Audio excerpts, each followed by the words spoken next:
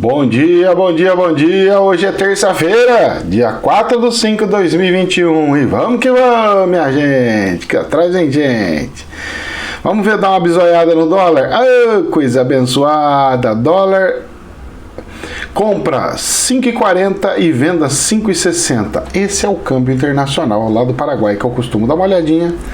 Então ele baixou bem. E agora ele está de fato enquadrado dentro do nosso dólar. Porque o nosso câmbio ele ficou fechado. Ontem ele caiu 0,24%, mais uma quedinha bem de leve, mas maravilhosa. E fechou em R$ 5,42. Opa, 5,40, 5,60. Tá maravilhosa a margem que eles estão trabalhando. Agora está dentro do nosso câmbio aí. Depois de tanta vai e volta, decidiram descer um bocado e manter lá mais para baixo. Isso é uma benção. E o dólar caiu e a bolsa subiu, na mesma proporção praticamente. A bolsa subiu ontem 0,3%, pouquinho, bem pouquinho. E ficou em 119,209. Isso me entristece um pouco, porque eu gostaria que crescesse mais, subisse mais, ficasse maior e tal. Mas é aquela situação. A Bovespa faz o índice da Bovespa em cima de 50 ações. Eu acho que deveria ser mais. Pelo menos umas 100 ações deveria ter ali. Com mais fluxo, com mais, né? Fazer o quê? Eu acredito que nós temos aí em torno de 100 empresas que poderia estar enquadrada aí com tranquilidade para a gente ter uma média mais relativa, uma média mais de acordo com o que deveria ser.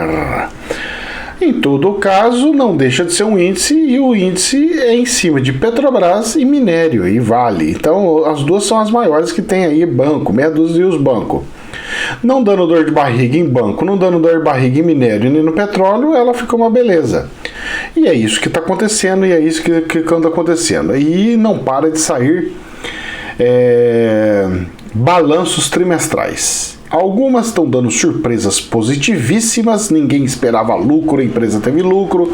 Outras esperavam lucro, a empresa teve prejuízo. E assim está sendo os balanços trimestrais das empresas. E a gente vai observando e olhando com o zoião bem atento.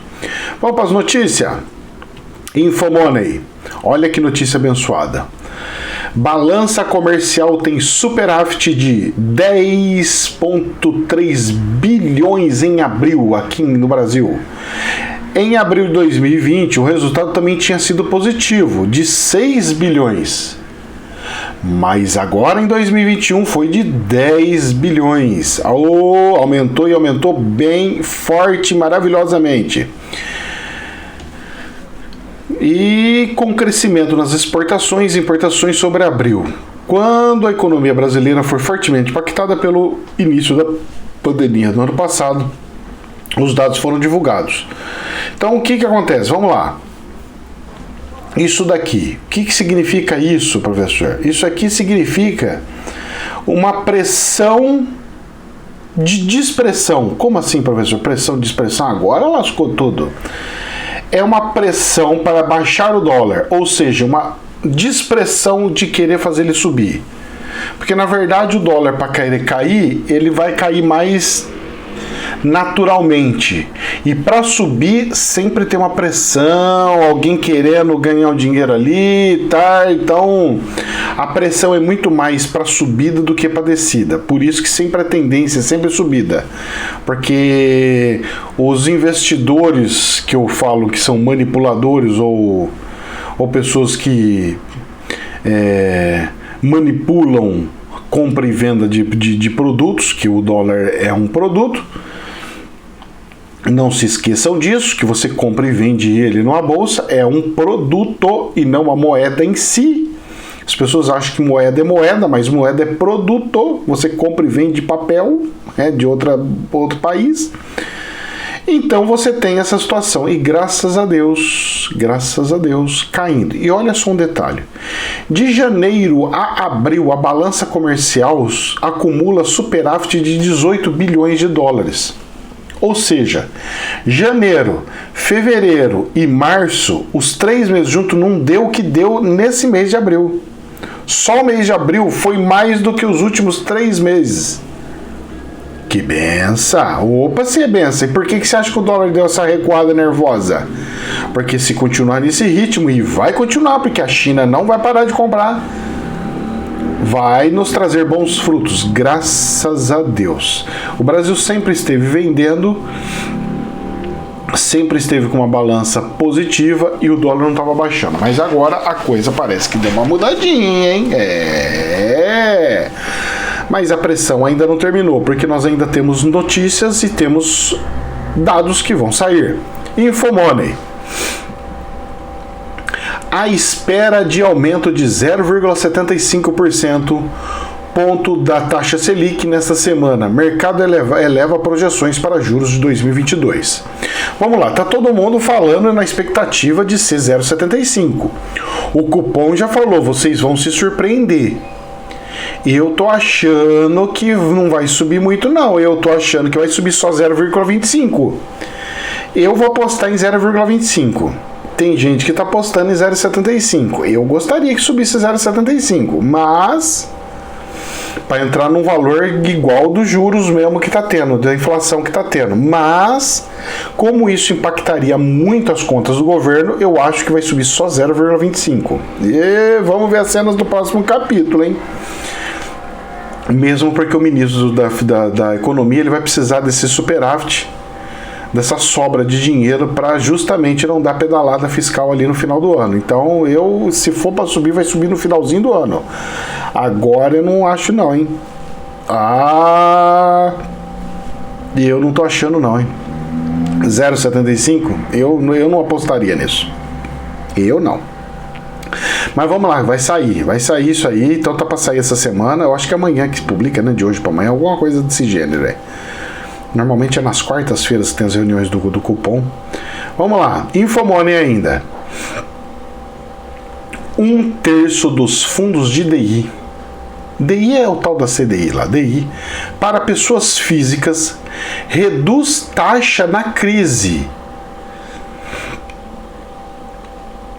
Mas poucos rendem mais de 80% do CDI. De 100 fundos DI destinados a investidores pessoa física, 8 superaram o CDI em um ano e apenas 1/3 rendeu ao menos 80%. Para você ver como rende horrorosamente isso daí. Pressionada pelo contexto de taxa de juros praticamente no piso histórico do Brasil e com uma concorrência acirrada de produtos, uma parte das gestoras de fundos de renda fixa mais conservadores do mercado decidiu reduzir os custos ao longo da crise gerada pela pandemia. A mudança, contudo, não foi relevante o suficiente para melhorar o rendimento desses produtos de forma significativa. O fundo em questão é do tipo DI, que é o tal da CDI, cujas carteiras estão majoritariamente alocadas em títulos públicos federais, em especial no Tesouro Selic, e nos quais espera-se, portanto, um rendimento próximo ao CDI, considerados os custos envolvidos. Mas vejam bem, o CDI ele é uma taxa, mas você tem o CDB que é baseado no CDI, no DI ou CDI. Então, o pessoal que está aplicando em CDB e poupança está tendo assim um juros horroroso. E o pessoal tinha taxas, ele mesmo reduzindo as taxas, as pessoas não estão querendo. Ai, volta pra poupança. Eu não quero. Ai, eu não quero. Mas rapaz, deixa meu dinheiro na bolsa. Mas rapaz, a bolsa tá melhor. Mas porque às vezes um mês ela rende 3%. Uma ação, se render 3%, ela dá o que rende um ano inteiro, gente. E numa bolsa de valores, parece que não. Mas 3% não é difícil ter. Em um mês, não é difícil. Não é fácil, mas não é difícil. Ou seja, pode cair se você não comprar uma ação que presta, alguma coisa que presta. Mas dentro de um contexto global, como as empresas têm que se reajustando conforme a inflação, eu acredito que seja nessa pegada aí. Mas vamos ficar atento porque o trem é assim mesmo que funciona. Vamos lá, Infomoney. Governo resgata reforma tributária em meio à pressão da CPI na pandemia. Simplificação fatiada volta a ser debatida e ganha simpatia de Arthur Lira, mas resistências indicam caminho incerto. Bom, eu vou falar uma coisa para vocês. Antes da reforma tributária tinha que vir a reforma administrativa, principalmente agora. Porque se deixar para o final do ano, para o próximo ano, que é o ano de eleição, sabe quando vai ter reforma administrativa? Nunca! E a reforma administrativa é muito mais importante do que a tributária. Isso aí vocês podem ter certeza absoluta. Porque o nosso problema, ele está realmente no problema de como está arquitetado toda a estrutura administrativa. Então vamos ver aí as cenas do próximo capítulo. Corajoso de mandar essas reformas, mas parabéns por ter feito isso daí. Pelo menos uma tá indo. Dando sequência aqui, Infomoney. Vice-presidente da Câmara diz que Planalto é maior sabotador da agenda liberal e promete blindar, entre aspas, pauta econômica. Em entrevista, Marcelo Ramos diz que há uma determinação da cúpula da Câmara para blindar pautas econômicas, mas que o resultado vai depender das escolhas de Bolsonaro. Então o que ele está falando? Ele está falando que é o seguinte: nós não vamos deixar denegrir as reformas que precisam ser feitas, mas o governo precisa ajudar a não piorar a situação. Nós vamos permitir com que as reformas liberais, como privatizações, as coisas fluam e andem, mas o governo não pode usar isso como populismo ou não pode usar como coisa. Então é mais ou menos essa linguagem que eles estão falando. Vamos lá, o que tem aqui, ó, num entre aspas aqui na fala da pessoa. Infelizmente, você vê sempre prevalecer o compromisso do presidente da República com pautas corporativas. Algumas delas são muito atrasadas. A influência disso na casa depende de que lado o presidente da República estará nesta disputa, afirmou em entrevista do Frequência Política, do podcast.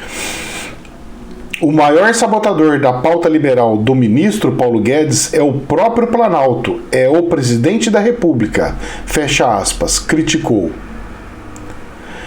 Abre aspas, eu não seria taxativo em dizer que não haverá uma nova leva de auxílio emergencial, porque se o desafio de vacinar valha e nós tivermos uma terceira onda, não vai ter jeito, fecha aspas.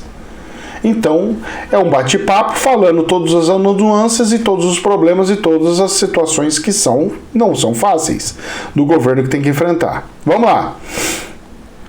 Dando sequência aqui, isto é dinheiro. Banco Central, olha, presta atenção nessa aqui agora, hein?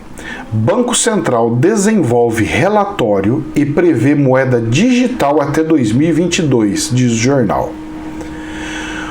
O Banco Central do Brasil está desenvolvendo um relatório detalhado com alternativas para o lançamento de um dinheiro virtual até 2022. E eu jurava que já tinha dinheiro virtual.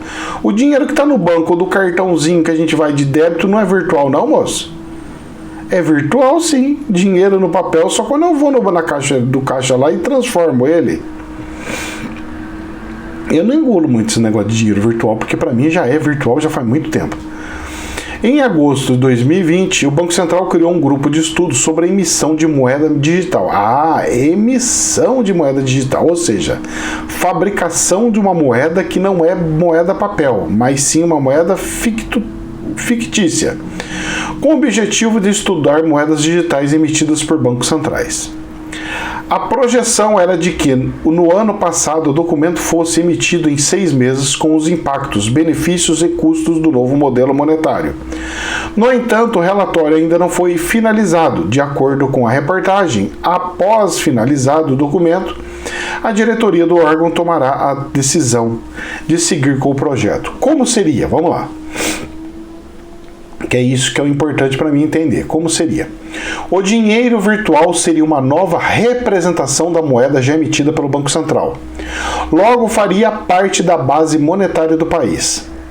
O meio seria semelhante ao papel moeda, assegurada e gerida pelo Estado, diferente de outras moedas digitais. Somado a isso, o dinheiro digital também não teria efeito especulativo. Isso é importante, não tem efeito especulativo. Isso é importante. Porque essa questão de efeito especulativo é um problema seríssimo, seríssimo. Agora, vamos ver como que ele vai entrelar isso daí, qual que vai ser o valor, como é que vai ser. Eu não sei não, hein? Eu não sei não. Eu vou esperar sentar e ver o que vem as cenas do próximo capítulo. Pelo que eu percebo, eles querem acabar com o dinheiro de papel. Vou até tomar um cafezinho. Hoje é café com leite. Oh, meu Deus do céu, um pingado aqui.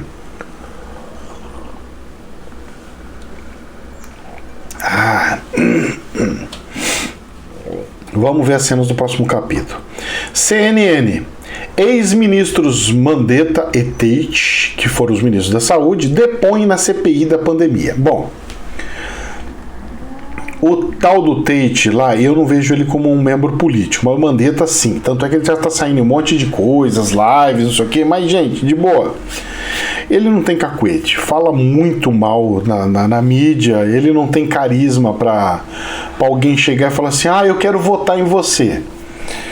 Quando você vê pessoas falando, você fala assim, cara, não dá. E na política, cara, a pessoa tem que falar e o som tem que entrar de um jeito no ouvido que a pessoa goste e cria uma harmonia. Então eu acho que o PSDB tá, eu não sei que partido que ele tá, o DEM, eu acho que é DEM, eu não sei qual que é o partido que ele tá, eu acho que é DEM, né? O partido dele, sei lá qual que é o partido dele não... Vai ter que trocar, cara. Vai ter que criar outro nome e ver alguma coisa. Coloca ele como vice, por exemplo. Aí é uma boa. Para melhorar a concorrência do partido. E vamos ver, porque outra coisa que eu tô vendo no meio da política, porque já começou o negócio da política. O ex-presidente Lula tá indo lá para Brasília tentando fazer negociação. Ele tá se colocando à disposição, inclusive, de ficar como vice de alguém. Por que tudo isso? Porque agora ele precisa apostar forte na seguinte situação. Se ele sair candidato a presidente ou a vice, ele tem que ganhar. Porque se ele não ganhar, ele corre risco de ser pego de novo nos julgamentos dos negócios. Se ele vê e ficar lá que falou que não vai conseguir ganhar de jeito nenhum, mas não tem quem faça ele ganhar, aí vai ter uma outra questão delicada. É capaz dele pegar e sair como senador. Porque ele vai precisar de um posto político de um jeito ou de outro. Ele vai precisar de um posto político de um jeito ou de outro. Então você pode ter certeza de uma coisa. O Lula, se ele perceber que ele não consegue vir como presidente da República, ele vai tentar como vice. Se ele não conseguir como vice, fazendo dobradinha com alguém com vice, ele vai vir como senador. Eu não tenho dúvida nenhuma disso. E posso falar uma coisa pra você? Se bobear ainda, é que ele não gostaria de ir muito para trás. Mas se fosse o caso, eu acho que ele viria até para candidato a governador de um grande estado brasileiro. Tipo Rio de Janeiro, por exemplo. Sair como candidato a governador do Rio de Janeiro é possível. E o povo eu acho que colocaria ele lá. Em São Paulo eu acho muito difícil. Mas no Rio eu acho que vai, porque a dificuldade lá tá tão grande, a água tá batendo tanto na bunda, que é capaz do povo pegar e falar, não, nós precisamos ir por ali. Mas, cara, uma vez presidente da República, virar governador, eu não sei não, hein? Eu acho que ele não ia se queimar desse jeito não, porque a probabilidade dele fazer um governo muito ruim e queimar ele é muito alta. Agora, como um senador, ele fica neutro, ele tem um cargão, 8 anos lá na política, fazendo as políticas dele. Então, senador, eu acho que é o que vai acontecer. Eu vou chutar senador, hein? O pessoal tá apostando nele para candidato a presidente e eu vou falar para você. Eu, Ricardo, vou apostar, com pouco de experiência que eu tenho em política, eu vou apostar que o Lula vem como senador. Agora, por qual estado eu não sei, mas que vem. Eles fazem muito estudo, viu, gente? Eles não fazem coisa por fazer, não. E tá aí essa tal da CPI, vamos ver o que raio que vai virar isso aí. Bem no meio de um furdunço desse país que ele precisando crescer, os caras vendo essas coisas aí. Eu acho que era mais prudente o Congresso pegar e apertar o Ministério Público para investigar essas coisas. E não abrir CPI dessas coisas, né? Tá muito errado isso daí. Isso aí é uma politicagem braba. Por que não pega e manda ofício pro Ministério Público investigar essas questões nos estados e tudo mais? Eu acho que é mais prudente. Acho. Vai fazer o quê? O povo quer assim, então vai assim. Vamos lá, jornal RFI. Representante da Rússia na União Europeia é convocado por Bruxelas após sanções. O que aconteceu? O pessoal da União Europeia tentou entrar na Rússia, não pôde.